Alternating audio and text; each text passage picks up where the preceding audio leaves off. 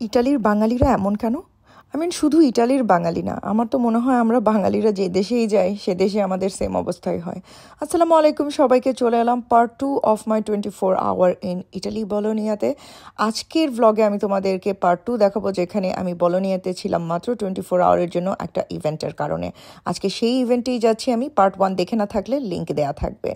So চলে গেলাম ভেন্যুতে। এটা সুন্দর একটা ভেন্যু ছিল। সেই ভেন্যুতে যাওয়ার পরে দেখলাম উপস্থাপিকারা কথা বলছে। আমরা গিয়েছিলাম প্রোগ্রাম শুরু হওয়ার 1 ঘন্টা পরে অ্যাকচুয়ালি। সো যাওয়ার পরপরই কিছুক্ষণ পরেই আমাকে তারা স্টেজে ডেকে নিল। আমি তো খুবই নার্ভাস হয়ে গিয়েছিলাম অনেস্টলি। প্রোগ্রামে গিয়েই 5 মিনিটের মধ্যেই আমাকে স্টেজে ডেকে নিল। সো চলো তোমাদের স্টেজের কিছু গ্লিমস শেয়ার করি। বাঙালি সোশ্যাল মিডিয়াতে আছে যারা আপুর কোন একটা কন্টেন্ট দেখে নাই বা ওনার পেজে একবার যায় নাই, আই থিঙ্ক এমন কাউকে খুঁজে পাওয়া যাবে না। আমি ছেলে যে কিনা মেয়েদের ড্রেস, ওদের লাইফস্টাইল কিছু বুঝি না, তারপরে আপুটাতে মাঝে মাঝে যে আমি একটু দেখে আসছি। সবচেয়ে বড় কথা ভাই, যখন আমি প্রথম আপুর পেজ দেখতে গেছি আমার অবস্থা খারাপ হয়ে গেছে। শুরুতেই যায় দেখি 1.5 M।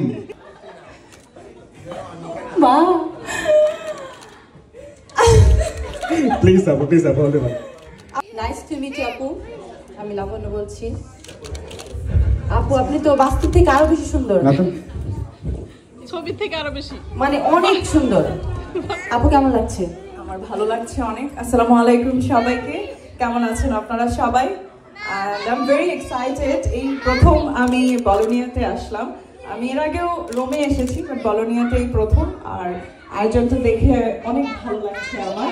আর আপনাদের উপস্থাপনা অনেক সুন্দর, খুবই প্রাণবন্ত, দুজনেরই ভালো লাগছে আমাকে। ঠিক আছে, না মাইক্রোফোন চলতেছে না আমার মুখ চলতেছে, এখানে আমাদের যে সাউন্ড ইঞ্জিনিয়ার সে নিজে ব্লক হয়ে গেছে। আপনার মুখই বেশি চলতেছে কিন্তু। আপু পেমেন্ট করছে, আদারওয়াইজ জীবনও করতাম না।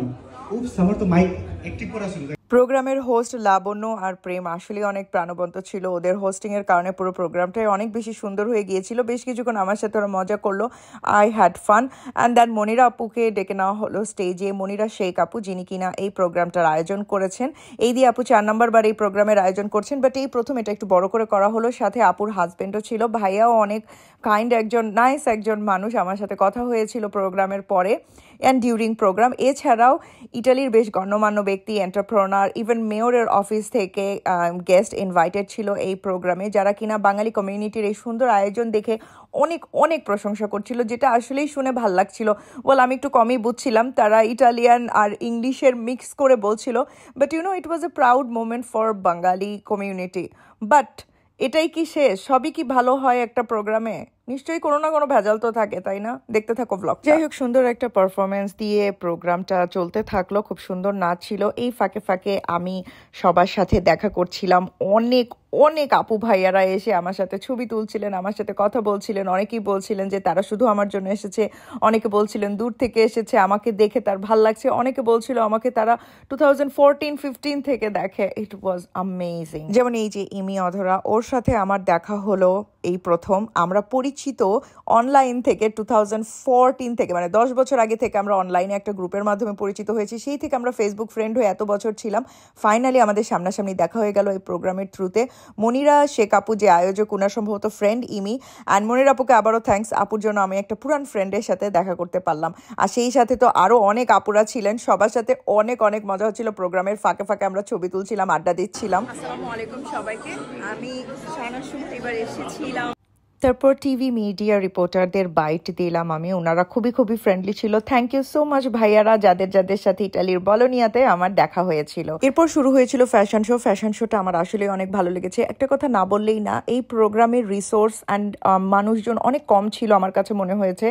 ইংল্যান্ডে আমরা যে ধরনের ইভেন্ট দেখি, হিউজ পরিমাণ ইনভেস্টমেন্ট নিয়ে হিউজ টিম থাকে, বাট এইখানে একটা ছোট টিম নিয়ে স্বল্প পরিসরে এত সুন্দর করে একটা প্রোগ্রাম করেছে, যেটা কিনা আসলেই অনেক প্রশংসনীয়। অ্যান্ড এটা আসলেই পসিবল হয়েছে এই বাঙালি কমিউনিটির মাধ্যমেই, কারণ আমি মনে করি বাঙালি কমিউনিটি যেখানে স্ট্রং সেখানে এই ধরনের প্রোগ্রামও অনেক সুন্দরভাবে হয়। আমি বুঝেছি যে বাঙালি কমিউনিটি বলোনিয়াতে আসলেই অনেক সুন্দরভাবে কাজ করেন তারা একজন আরেকজনের সাথে, এই জন্য এরকম একটা প্রোগ্রামকে এত সুন্দরভাবে সফল করতে পেরেছেন তারা। চলো এই ফাঁকে শেয়ার করি আমি সেদিন প্রোগ্রামে কি পরেছিলাম। ইয়েস, অ্যাজ ইউজুয়াল আমি শাহনাজ ওয়ার্ড্রবের নিউ লঞ্চের একটা ড্রেস পরেছিলাম, যেটা কিনা মসলিনের অসম্ভব সুন্দর একটা ড্রেস। এই ড্রেসটা কিন্তু তোমরা চাইলে প্রি অর্ডার করতে পারবে শাহনাজ ওয়ার্ড্রব থেকে, যে কোনো কান্ট্রি থেকে, ঠিক আছে। আর কালার কাস্টমাইজও কিন্তু করা যাবে, যে কোনো চেঞ্জেস আনা যাবে, স্লিভে বলো লেন্থে বলো এনিথিং সব কিছুতে চেঞ্জেস আনা যাবে। সেই সাথে আমি খুব সুন্দর একটা রাইনস্টোনের হিলস পরেছিলাম, আর আমার ম্যানেজার অসীন ওর বিজনেসের একটা ক্লাচ নিয়েছিলাম আমি, যেটা কিনা কাস্টমাইজ করা। আমার নিজের নাম লেখা জিনিসগুলো না খুব ভালো লাগে, আমি আসলে সেলফ অবসেসড, কি বলবো আর বলো, কিছু করার নাই। বাই দ্য ওয়ে জুয়েলারিগুলো as usual China Mart ring, bracelet, earring সব কিছু অনেক গুড কোয়ালিটির জুয়েলারি। ওদের কিন্তু নতুন শপ ওপেন হয়েছে নিউ মার্কেটের পরে যমুনা ফিউচার পার্কে, রিসেন্টলি ওপেন হয়েছে। সব কিছু লিঙ্ক কিন্তু ভিডিওতেই দেওয়া থাকবে। বাঙালি প্রোগ্রাম হবে আর ঝালমুড়ি ফুচকা থাকবে না, এটা তো হতেই পারে না। বাচ্চা পার্টির সাথে গল্প করতে করতে ঝালমুড়ি ফুচকা খেলাম, এর মধ্যে আবারও আমাকে মঞ্চে ডাকা হলো। সব থেকে মজার কথা হচ্ছে হোস্ট আমাকে বলছিল যে চলেন আপু একটু ক্যাটওয়ার্ক করি। আমি বললাম ঠিক আছে, তুমি যদি থাকো তাহলে ক্যাটওয়ার্ক করবো, কারণ আমার মনে হচ্ছিল এই হিল পরে হাঁটতে নিয়ে উষ্টা খেয়ে পড়ে যাবো। তারপর দুজন হোস্টের সাথেই হাঁটলাম, মনিরা শেখ আপুও ছিলেন। তারপরে আমার কাছে জিনিসটা খুব মজা লেগেছে। তারপরে আমরা বসলাম, বসে আবারও সাংস্কৃতিক অনুষ্ঠান উপভোগ করলাম। সবারই পারফরমেন্স অনেক অনেক সুন্দর ছিল। এরই এক ফাঁকে গিফট দেওয়া হলো, বিভিন্ন ফান কোয়েশ্চেন করা হচ্ছিল প্রোগ্রামের মধ্যে, অ্যান্ড ইনস্ট্যান্ট গিফট দেওয়া হচ্ছিল। তারপরে আবারও লাস্ট টাইমের মতো আমাকে মঞ্চে ডাকা হলো অ্যান্ড আমাকে অনার করা হলো একটা ফ্লাওয়ার বুকে দিয়ে। I felt really honoured. এটা আমার আমি বলবো আমার ক্যারিয়ারের প্রথম কোনো ইন্টারন্যাশনাল ট্রিপ ছিল, যেটা অ্যাকচুয়ালি অনেক সুন্দর ছিল আর প্রচুর এনজয় করেছি, অনেক বেশি রেসপেক্ট পেয়েছি। মানুষের এই রেসপেক্টটাই আসলে আমি বলবো আমার অ্যাচিভমেন্ট, আলহামদুলিল্লাহ। যাই হোক, এভাবেই আমাদের প্রোগ্রাম শেষ হয়ে গেল। প্রোগ্রাম শেষে আয়োজকরা আবার সবাই পিৎজা অর্ডার করলেন, যেহেতু আমি তাদের সাথেই ছিলাম। আমাকে হোটেলে দিয়ে গিয়েছিলেন সকালবেলা, যেহেতু আমার ফ্লাইট ছিল, পরের দিন সকালে আমার ফ্লাইট ছিল।